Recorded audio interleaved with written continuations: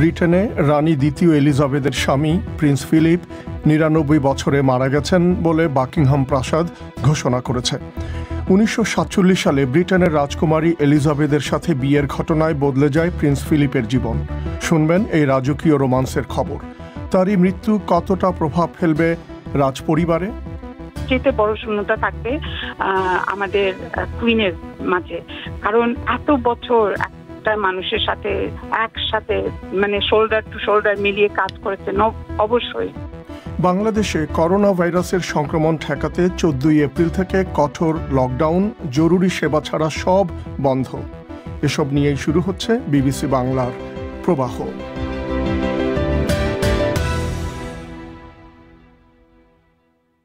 অনুষ্ঠানে আপনাদের স্বাগত জানাচ্ছি, মিজানুর রহমান খান। এই অধিবেশন আপনারা রেডিওতে FM প্রচার তরঙ্গ ছাড়াও ইন্টারনেটে শুনতে পাচ্ছেন বিবিসি বাংলার ওয়েবসাইট থেকে। ব্রিটেনে রানী দ্বিতীয় এলিজাবেথের স্বামী প্রিন্স ফিলিপ ৯৯ বছরে মারা গেছেন বলে বাকিংহাম প্রাসাদ ঘোষণা করেছে। প্রিন্স ফিলিপ ১৯৪৭ সালে প্রিন্সেস এলিজাবেথকে বিয়ে করেন। এর ৫ বছর পর প্রিন্সেস এলিজাবেথ ব্রিটেনের রানী হন। ব্রিটিশ রাজপরিবারের ইতিহাসে তিনি কোনো রাজা বা রানীর সবচেয়ে দীর্ঘদিনের জীবনসঙ্গী ছিলেন। বাকিংহাম প্রাসাদ থেকে দেওয়া বিবৃতিতে বলা হয়েছে, মহামান্য রানী খুবই দুঃখের সাথে তার প্রিয় স্বামী প্রিন্স ফিলিপ ডিউক অফ এডিনবরার মৃত্যুর খবর ঘোষণা করেছেন। বিস্তারিত জানাতে এই অনুষ্ঠানে যোগ দিচ্ছেন মানসী বড়ুয়া। মানসী, প্রিন্স ফিলিপের মৃত্যু সম্পর্কে কি জানা যাচ্ছে?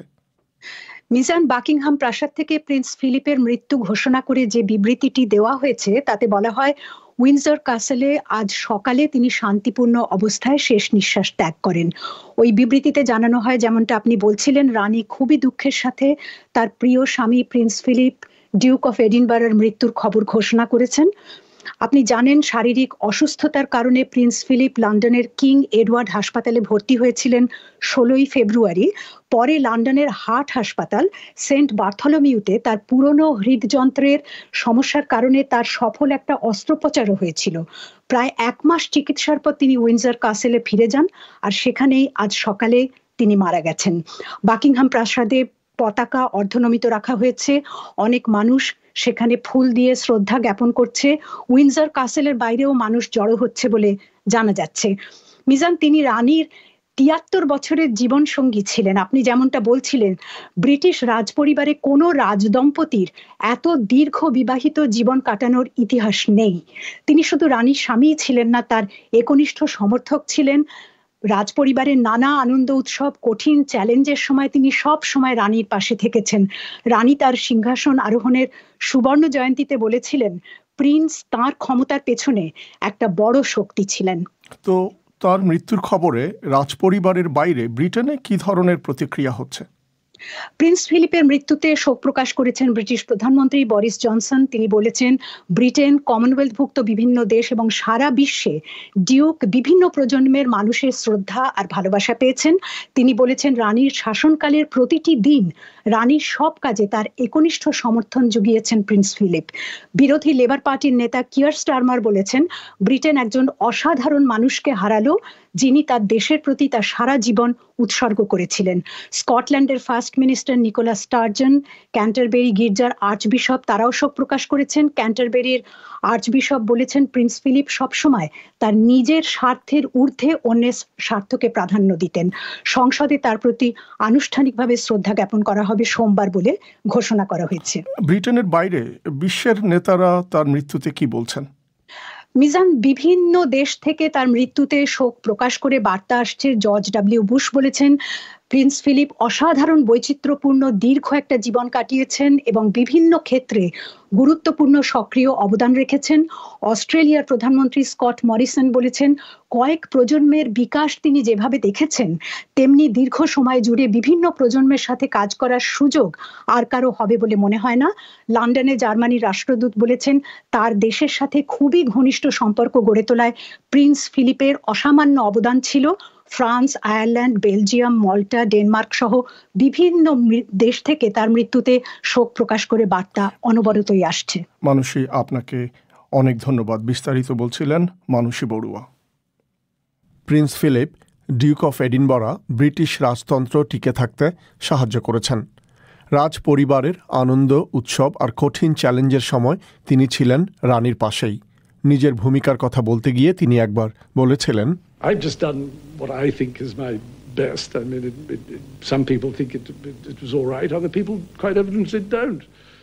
আমার কাছে সবচেয়ে যেটা ভালো মনে হয়েছে আমি সেটাই করেছি। কেউ কেউ মনে করেন ঠিক আছে, আবার কেউ ভাবেন ঠিক হয়নি। তো আপনি কি করতে পারেন? আমি যেভাবে কাজ করি সেটা তো আমি হঠাৎ করে বদলাতে পারছি না। এটা আমার স্টাইলের একটা অংশ। খুব খারাপ, এটা সয়ে যেতে হবে। প্রিন্স ফিলিপ গ্রিসের একটি দ্বীপ করফুতে 1921 সালের জুন মাসে জন্মগ্রহণ করেন। এই পরিবারটিকে সেখান থেকে পরে নির্বাসনে পাঠানো হয়। তার পিতামাতার সম্পর্কে ভাঙন ধরার পর তিনি কয়েকজন আত্মীয় স্বজনের কাছে বড় হয়েছেন। স্কটিশ একটি বোর্ডিং স্কুল গর্ডনস্টোনে লেখাপড়া করেছেন তিনি। যুদ্ধের সময় তিনি চাকরি করতেন রয়্যাল নেভিতে। প্রিন্সেস এলিজাবেথের সাথে তার প্রথম দেখা হয় 1939 সালে। এর 8 বছর পরে তারা বিয়ে করেন।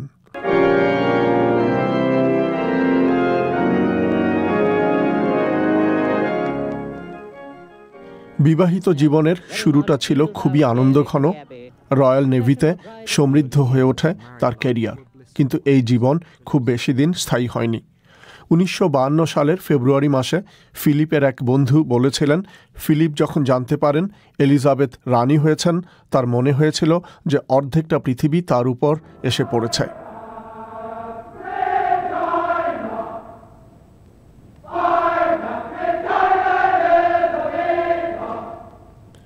রানীর জীবনসঙ্গী ছিলেন ফিলিপ, কিন্তু তার কোনো সাংবিধানিক দায়িত্ব ছিল না। রয়্যাল নেভি ছেড়ে দেওয়াটা শুরুতে তার কাছে খুব একটা সহজ ছিল না। তখন তিনি পরিবেশের মতো বিষয় নিয়ে ভাবতে শুরু করেন। তবে দীর্ঘ সময় ধরে তিনি কাজ করেছেন তরুণ প্রজন্মকে নিয়ে। তিনি বলেছিলেন, কিশোর কিশোরীদের মধ্যে ভালো বা খারাপ গত কয়েক বছরে এরকম কোনো পরিবর্তনই ঘটেনি। When a group of young people like binge drinkers appear, everybody's oh my God, the young people are terrible, they all become binge drinkers. Well, they haven't. It's that one group. মদ্যপানকারী একদল তরুণ ছেলেপুলেকে দেখে সবাই বলে ওঠে, ও মাই god, তরুণরা খারাপ হয়ে গেছে, এরা প্রচুর মদ খাচ্ছে। কিন্তু তারা আসলে সেটা হয়নি। এরা হচ্ছে মাত্র একটা দল। কয়েক প্রজন্ম আগে এরাই ছিল কেতাদুরস্ত। আপনিও হয়তো তাদেরই একজন, আপনি জানেন না। মানুষজন যখন বড় হতে থাকে তখনই সে সভ্য হয়ে ওঠে। সোজা সাপটা কথা বলতে অভ্যস্ত ছিলেন প্রিন্স ফিলিপ, যা অনেকের জন্যে মনোকষ্টের কারণ হয়ে উঠত। তার সমালোচকরা অভিযোগ করতেন তিনি কৌশল জানেন না। রানীর সাথে 1986 সালের চীন সফরের সময় তার এক মন্তব্য তীব্র বিতর্কের জন্ম দিয়েছিল। চীনে ব্রিটিশ শিক্ষার্থীদের উদ্দেশ্যে তিনি বলেছিলেন, তোমরা যদি এখানে খুব বেশি সময় ধরে থাকো তাহলে তোমাদের চোখও চীনাদের চোখের মতো ছোট ছোট হয়ে যাবে।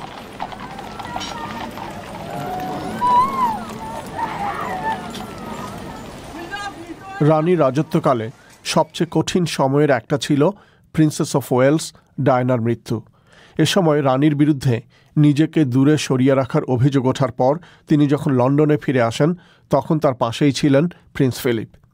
2011 সালের জুন মাসে 90তম জন্মদিনের সময় তিনি খুব খোলামেলাভাবেই বয়স বেড়ে যাওয়ার বাস্তবতার কথা স্বীকার করেছেন। বিবিসিকে বলেন যে তিনি তার কাজের চাপ কমিয়ে আনছেন। I reckon I've done my bit. I want to enjoy myself now with less responsibility, less frantic. আমি মনে করি আমার কাজটা আমি করেছি। এখন নিজের জীবন কিছুটা উপভোগ করতে চাই। কম দায় দায়িত্ব, কম দৌড়াদৌড়ি, তারপর কি বলতে হবে সেটা নিয়ে কম ভাবতে হবে। তার উপরে স্মৃতিশক্তিও তো দুর্বল হয়ে যাচ্ছে। অনেক কিছুই আমি মনে করতে পারি না। আমি তো অনেকটাই নিজেকে গুটিয়ে আনছি। প্রিন্স ফিলিপের গুরুত্বপূর্ণ ভূমিকা ছিল রাজ পরিবারকে ভেতরে ও বাইরে থেকে সমর্থন দিয়ে যাওয়া, বিশেষ করে বিপর্যয়ের সময়। ব্রিটিশ ইতিহাসে রাজ পরিবারে রাজা বা রানীর জীবন সঙ্গীর মধ্যে সবচেয়ে বেশি সময় বেঁচেছিলেন প্রিন্স ফিলিপ। 1997 সালে বিয়ের সুবর্ণ জয়ন্তীতে দেওয়া ভাষণে রানী তার স্বামীর প্রশংসা করেছিলেন এভাবেই, He has quite simply been my strength and stay all these years. সবসময় তিনি আমার শক্তি। আমি এবং তার গোটা পরিবার তার কাছে তিনি যতটা দাবি করেন বা যতটা জানেন তার চেয়েও অনেক বেশি ঋণী। শুনছিলেন প্রিন্স ফিলিপের জীবন সম্পর্কে। ব্রিটিশ পার্লামেন্টের উচ্চকক্ষ লর্ড সভার সদস্য ব্যারোনেস মঞ্জিলা উদ্দিন বেশ কয়েকবার তার সঙ্গে দেখা করেছেন। ব্রিটেনে বাংলাদেশি কমিউনিটির নেতৃত্ব দিতে গিয়ে রানী এলিজাবেথের সঙ্গে সাক্ষাৎ করার সময় প্রিন্স ফিলিপের সঙ্গে তার কয়েকবার দেখা হয়েছে। ব্যারোনেস মঞ্জিলা উদ্দিন কিছুক্ষণ আগে তার সম্পর্কে স্মৃতিচারণ করছিলেন। ওনার সাথে আমার যতবারই দেখা হয়েছে সবসময় হার ম্যাজেস্টি দ্য কুইন ওনার সাথে ছিলেন এবং খুব জোভিয়াল মানে মানুষ, আমার সাথে সবসময় খুব ভালো ব্যবহার করেছেন। এবং আমার মনে আছে একবার উনি বলছিলেন, আমাকে যখন ইন্ট্রোডিউস করা হয় উনাকে আমার সাথে, তখন উনি বলছিলেন মানে তুমি কতদিন ধরে তোমার পরিবার এটা কি তোমাকে সাপোর্ট করে? আমি বলছি হ্যাঁ, আমি তো বাংলাদেশের থেকে, আমি বাংলাদেশের অরিজিন একজন মহিলা, আমাদের বাংলাদেশে তো উইমেন লিডার অনেক আছে এবং হ্যাঁ continue to my family support me continuously, আমি এটা উনাকে বলেছি। এবং আপনি বলছিলেন যে বাংলাদেশের কথা আপনি তাকে বলেছেন, বাংলাদেশ সম্পর্কে ওনার কতটুকু ধারণা ছিল? এটা আমি বলতে পারবো না, অত কিছু তো আপনি জানেন যে এই ধরনের পরিবেশে তো আমরা খুব কম সুযোগ পাই মানে টু হ্যাভ এ ডিসকাশন। তো যতটুকু আমি দেখেছি ওনাকে, আমার 2-3বারই উনি আমাকে মানে বাংলাদেশের বিষয়ে প্রশ্ন করেছেন। একবার ওনার সাথে আমার দেখা হয়েছে যখন আমার মাথা খাবার ছিল, আগে তো আমি অল্প বয়সে তো মাথা খাবার করতাম না, সেই হিসাবে উনি বলেছেন আমাকে একদিন, আমি লাল সবসময় পড়তে ভালোবাসি, উনি আমাকে এটাও বলেছেন একবার যে আমার কালার উনার পছন্দ হয়েছে। তো জাস্ট কমপ্লিমেন্টারি। এমনি বাংলাদেশের সম্বন্ধে আমি জানি না যে উনার কতটুকু আইডিয়া, কিন্তু নিশ্চয়ই someone who has accompanied the Queen, Her Majesty the Queen, অত বছর থেকে নিশ্চয়ই উনার ক্লিয়ার আন্ডারস্ট্যান্ডিং থাকবে ডিফারেন্ট নেশনের বিষয়ে। তো ব্রিটেনে যে বাঙালি কমিউনিটি আছে, বাংলাদেশি সমাজ আছে, তাদের সঙ্গে তার কতটা যোগাযোগ ছিল বলে মনে হয়? আমি যতটুকু জানি ওনার অতটুকু কিছু যোগাযোগ মানে উনি হয়তো ডাইরেক্টলি রাখেননি, কিন্তু আপনি জানেন যে রয়্যাল হাইনেস প্রিন্স চার্লসের অনেক মানে পার্সোনাল কানেকশন আছে আমাদের সমাজের সাথে, আমাদের নানান ধরনের চ্যারিটিতে, এবং ওনার একটা চ্যারিটি কিন্তু আমাদের কমিউনিটিতে বেস। এবং আমি নিজে জানি যে হার ম্যাজেস্টি পার্সোনালি কেটারিং ইন্ডাস্ট্রিকে অনেক কিছু ভাবে সাপোর্ট করেছেন নানানভাবে। রিসেন্টলি আমি জানি যে উনি পার্সোনালি একটা পার্সোনাল মেসেজ দিয়েছিলেন আমাদের দবিরুল চাচাকে।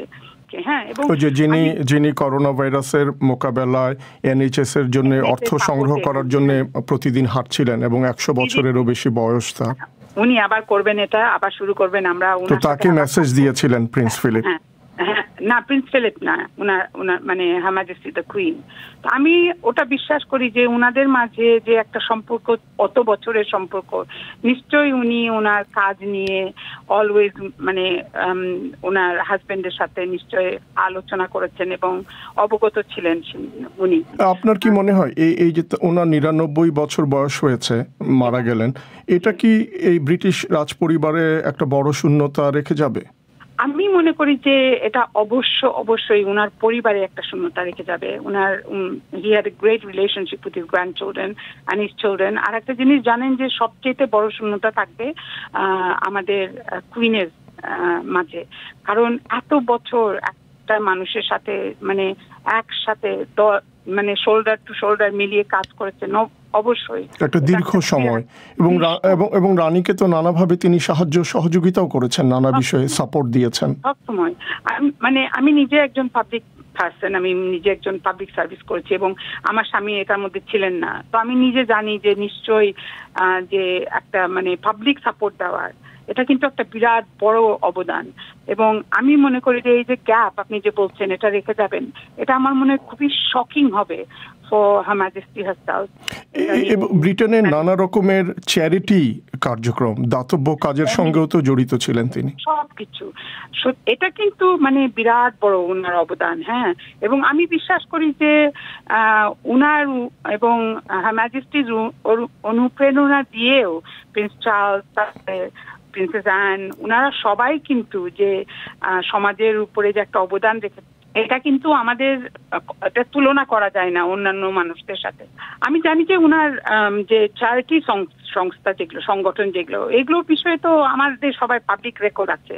এবং আমি জানি যে তার সূত্রে, তার ফলে মানে up until I think couple of years ago, গত 2 বছর ধরে উনি পারেননি, কিন্তু মানে বয়স নিয়ে যে তার তুলনায় আমাদের অন্যান্য মানুষরা যতটুকু করতে পারে এটা অনেক ঊর্ধ্বে উনি চেষ্টা করেছেন, এটাই বলবো আজকে।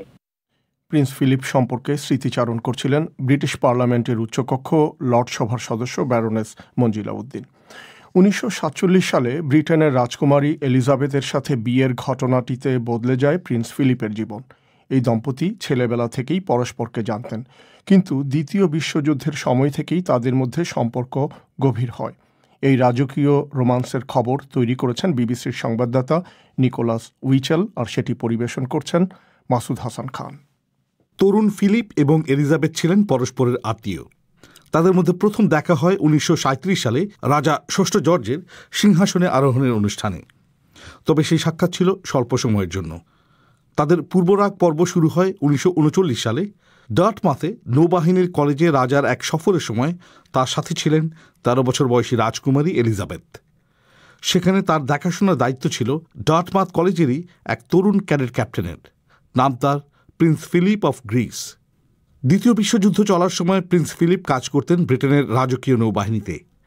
এই সময়টিতে তারা দুজন চিঠির মধ্য দিয়ে নিয়মিতভাবে যোগাযোগ রাখতেন, তবে মাঝে মধ্যে তাদের দেখাও হতো। এইসব সাক্ষাতের মধ্যে সবচেয়ে উল্লেখযোগ্য ছিল 1943 সালে, যখন প্রিন্স ফিলিপ বড়দিনের ছুটি কাটিয়েছিলেন উইন্ডসর কাসলে। জীবনীকাররা পরে লিখেছেন, সেই সময় থেকেই এলিজাবেথ তার শোবার ঘরে প্রিন্স ফিলিপের একটি ছবি রাখা শুরু করেন। 1944 সালের মধ্যে এটা পরিষ্কার হয়ে গিয়েছিল যে রাজকুমারী এলিজাবেথ প্রিন্স ফিলিপকেই ভালোবাসেন।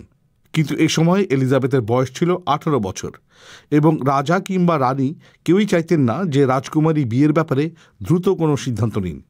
স্থির হয়েছিল যে বিয়ের পুরো ব্যাপারটাই আপাতত থেমে থাকবে। রাজকুমারী এলিজাবেথ ও প্রিন্স ফিলিপের মধ্যে রোমান্সের খবরটি আনুষ্ঠানিকভাবে প্রথম প্রকাশিত হয় 1946 সালের গ্রীষ্ম মৌসুমে। সেই সময় প্রিন্স ফিলিপ তার এক বোন লেডি পেট্রুসা মাউন্টব্যাটেনের বিয়েতে অনুষ্ঠানের ঘোষকের ভূমিকা পালন করেন। এই অনুষ্ঠানেই দুজনের একসাথে ছবি প্রকাশিত হয়। সেই দিনটির কথা বলছিলেন লেডি মাউন্টব্যাটেন।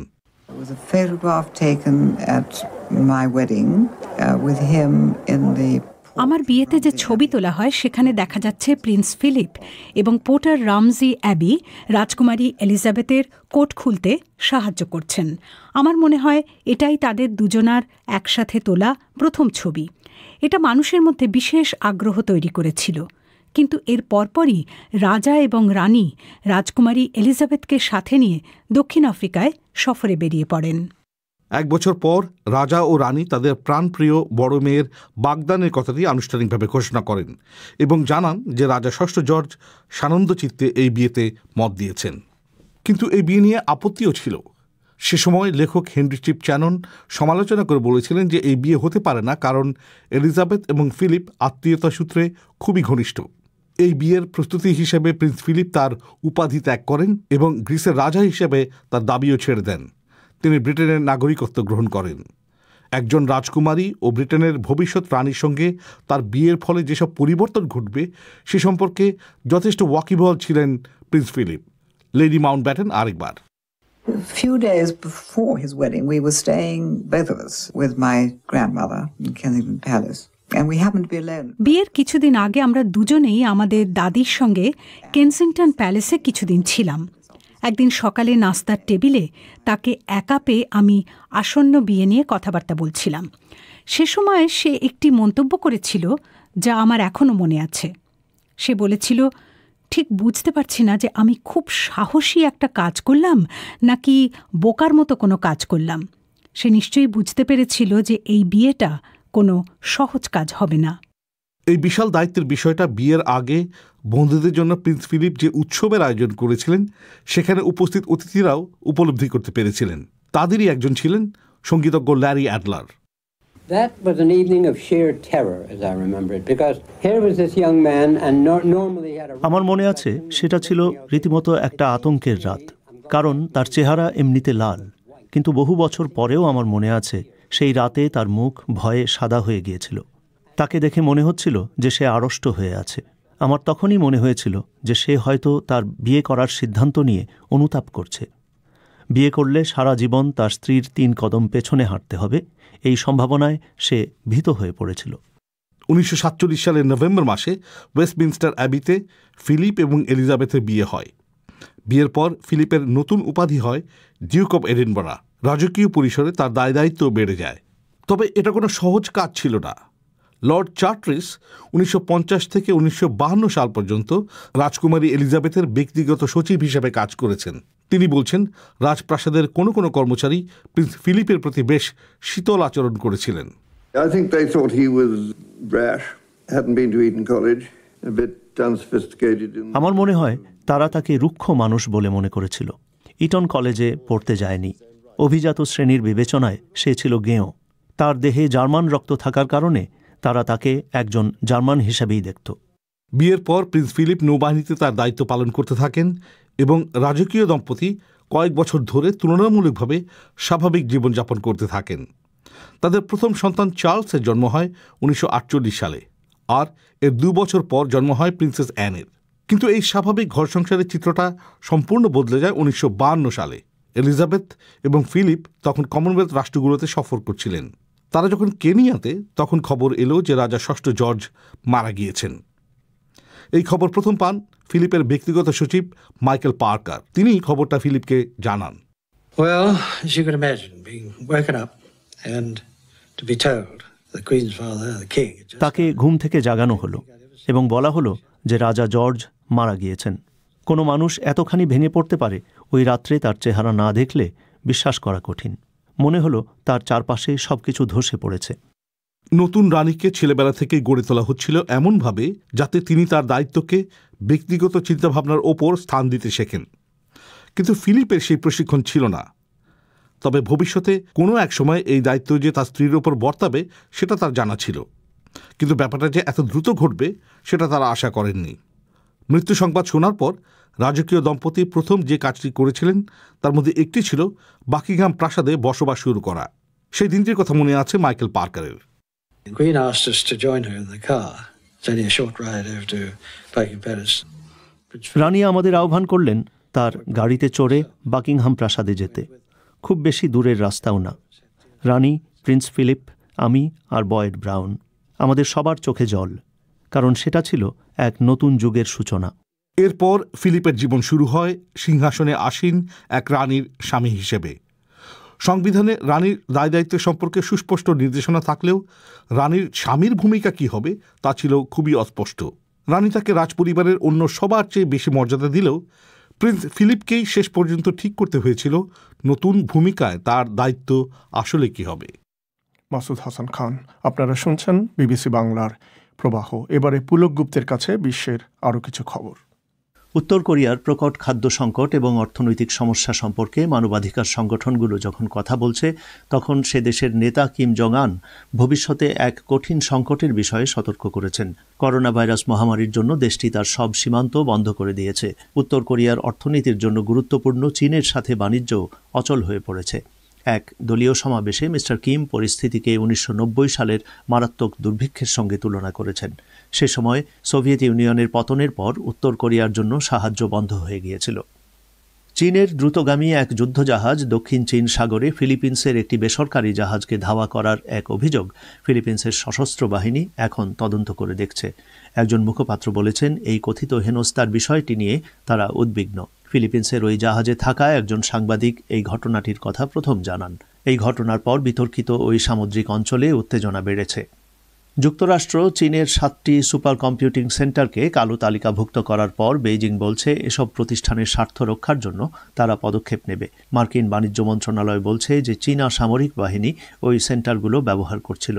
কোনো স্পর্শকাতর প্রযুক্তি যাতে চীনের হাতে না পড়ে সে লক্ষ্যে এটাই বাইডেন প্রশাসনের নেয়া প্রথম পদক্ষেপ। চলতি সপ্তাহে মার্কিন সংবাদ মাধ্যমগুলো খবর দিয়েছিল যে হাইপারসনিক ক্ষেপণাস্ত্র তৈরিতে এসব সেন্টার থেকে আমেরিকান সফটওয়্যার ব্যবহার করা হয়েছিল। জাপানের সংবাদ মাধ্যম খবর দিচ্ছে যে সেখানকার ধ্বংসপ্রাপ্ত ফুকুশিমা পারমাণবিক কেন্দ্রের বিপুল পরিমাণ তেজস্ক্রিয় পানি সমুদ্রে ফেলে দেবার সিদ্ধান্ত নিয়েছে জাপানের সরকার। এ পানি সমুদ্রে ফেলে দেবার সিদ্ধান্তের কড়া বিরোধিতা করছে স্থানীয় লোকজন ও মাছ ধরা শিল্পের সঙ্গে জড়িত লোকেরা। তবে টোকিও বলছে এই পানিতে তেজস্ক্রিয়তার স্তর খাবার পানির স্তরের নিচে নামিয়ে আনার পরেই তা ফেলে দেওয়া হবে। নরওয়ের প্রধানমন্ত্রী এমা সলবার্গ তার ৬০তম জন্মদিনের পার্টিতে কোভিডজনিত সামাজিক দূরত্ব রক্ষার নিয়ম ভঙ্গ করায় তাকে জরিমানা করেছে পুলিশ। এজন্য প্রধানমন্ত্রীকে $২৩০০ সমমূল্যের জরিমানার অর্থ দিতে হবে। তিনি এজন্য ইতিমধ্যেই দুঃখ প্রকাশ করেছেন। পুলক গুপ্ত।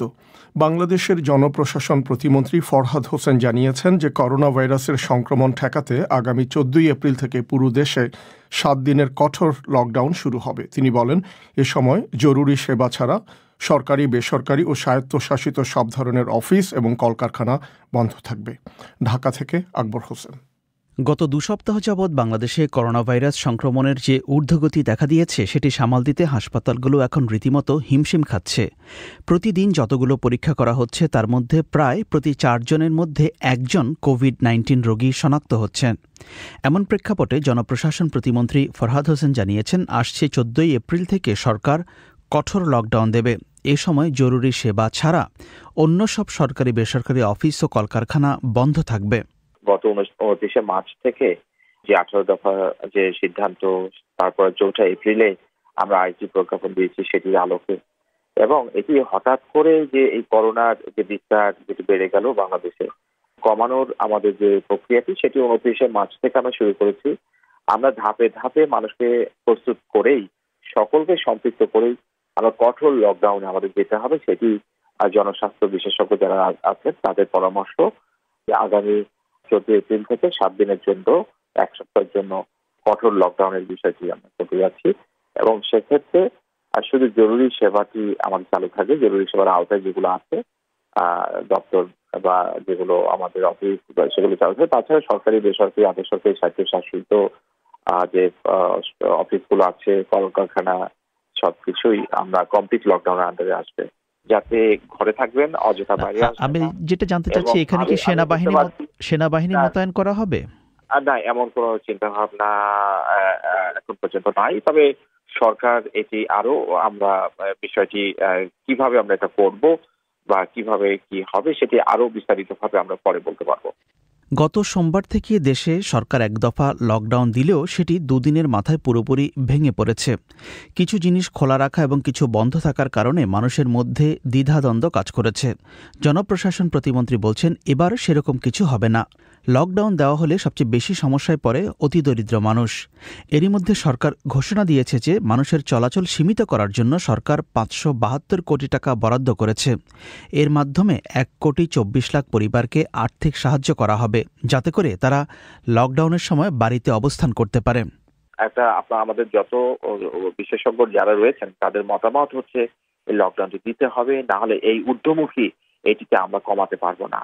আমরা কিন্তু ইতিমধ্যে ১২১ কোটি আর ৪৫০ কোটি টাকা, এই টাকাটি ইতিমধ্যে আমাদের প্রত্যেকটা ইউনিয়নে, উপজেলাতে, পৌরসভাতে আমরা ইতিমধ্যে পাঠিয়ে দিয়েছি, যাতে করে মানবিক সাহায্য স্বরূপ যারা একেবারে নিম্ন আয়ের মানুষ তাদেরকে সহযোগিতা করার জন্য সেটি দেবে। এবং সরকার আরো এ ধরনের যদি কোনো সহযোগিতা লাগে সেই সহযোগিতাগুলো সেই সময় করবে। জনপ্রশাসন প্রতিমন্ত্রী জানিয়েছেন, ১ সপ্তাহ কঠোর লকডাউন কার্যকর করার পর সরকার সংক্রমণের পরিস্থিতি পর্যালোচনা করবে। এরপর বিশেষজ্ঞদের পরামর্শ অনুযায়ী পরবর্তী সিদ্ধান্ত নেওয়া হবে। আকবর হোসেন, ঢাকা থেকে। অনুষ্ঠান শেষ করার আগে সংবাদ শিরোনাম। ব্রিটেনে রানী দ্বিতীয় এলিজাবেথের স্বামী প্রিন্স ফিলিপ ৯৯ বছরে মারা গেছেন বলে বাকিংহাম প্রাসাদ ঘোষণা করেছে। প্রিন্স ফিলিপ ১৯৪৭ সালে প্রিন্সেস এলিজাবেথকে বিয়ে করেন। এর ৫ বছর পর প্রিন্সেস এলিজাবেথ ব্রিটেনের রানী হন। ব্রিটিশ রাজ পরিবারের ইতিহাসে তিনি কোনো রাজা বা রানীর সবচেয়ে দীর্ঘদিনের জীবন সঙ্গী ছিলেন। প্রিন্স ফিলিপের মৃত্যুর কারণে আমাদের আজকের বিশেষ প্রতিবেদনটি প্রচারিত হয়নি। আমাদের পরবর্তী অধিবেশন পরিক্রমা শুনবেন আশা করে বিবিসির লন্ডন স্টুডিও থেকে। আমি মিজানুর রহমান খান আপাতত এখানেই বিদায় চাইছি। ধন্যবাদ ব্যস্ততার মধ্যেও আমাদের অনুষ্ঠান শোনার জন্য। ভালো থাকবেন।